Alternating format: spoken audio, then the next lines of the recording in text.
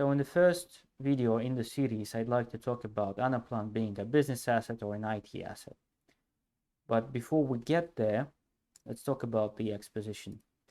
So where you actually are at the moment before you start asking the right questions, okay? So exposition is where you are right now in terms of your CoE. And at this point, you might be thinking that you don't have a CoE.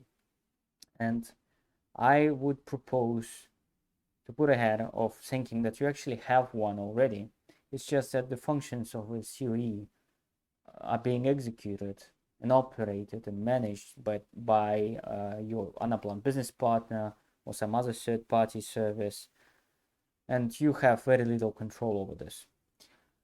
By having and saying low control, I mean you control the budget, probably the timing, your backlog, what you want out of MVP, and maybe some of your future steps.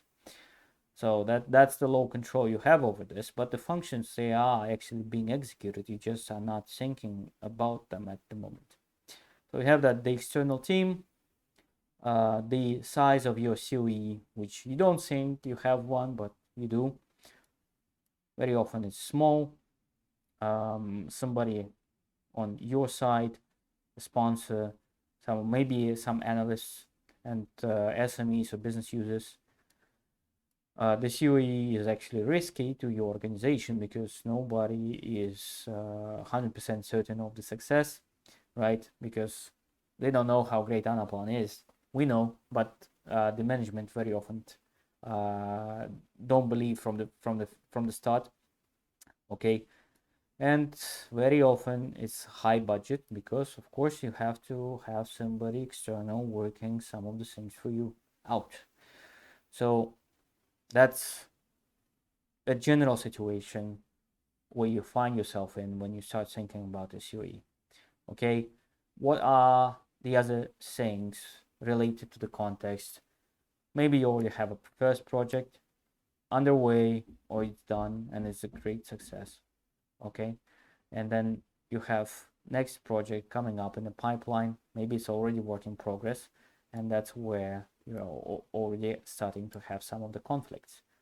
The leftovers or the backlog from the first project success is actually starting to hinder the progress of the new one. Okay, you have your backlog of the first project ever growing. I mean, people find features that they would like to implement, they get the appetite, they see how fast and great you can deliver things with Anaplan. And to give you a secret, you can pretty much do anything with Anaplan. The real question is whether you should do that in Anaplan. So people are getting excited. Still have your Anaplan partners doing the modeling for you, because I mean the key users are busy operating it. I mean, using the functionality that they are supposed to be using as per the business process that they're doing. Okay, and this phase reiterates several times. You have over and over and over again phases where your backlog keeps growing. This thing becomes more of a problem where your new initiatives or new projects being hindered and impacted by the stuff that has been left over. And really, I haven't seen any project, and I've seen, well, let's probably round it up to 100. I haven't seen any project finishing without major things in the backlog. I mean, they can classify them as medium level sometimes, but very often some of the features are missing because you find them along the way. That's the point of agile. Okay, we can talk about this forever, but agile is something that's very often doesn't have the final destination defined. Well, your budget has a final destination defined, right? So you have to somehow balance those things out. So that's a very common situation, and this continues to happen until some of the next points are actually happening.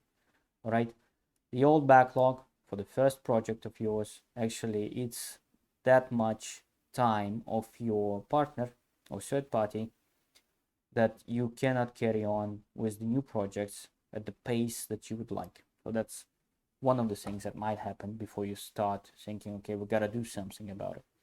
Okay. The other case could be that your project phase is very soon going to be over. You don't have new projects going on, but okay, you still have your backlog. You feel that some of the features are becoming part of the MVP in the middle of the project. I mean, I've seen this happening as well.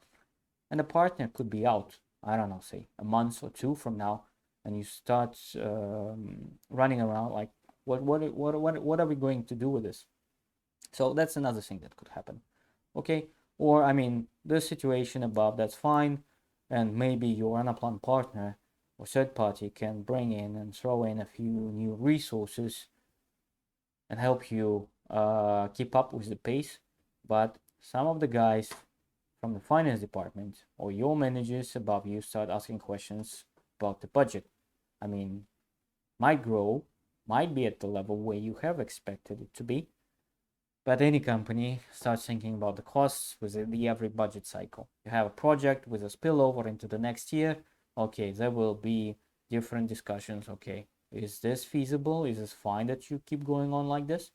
So that's another point that might be sparking some thoughts on, okay, we probably need a COE. And by COE, probably say that actually means an internal team. How big that is, which functions it want it to absorb, that's a separate discussion. But usually that's the exposition. That's where you very often find yourself in when you start thinking of a COE.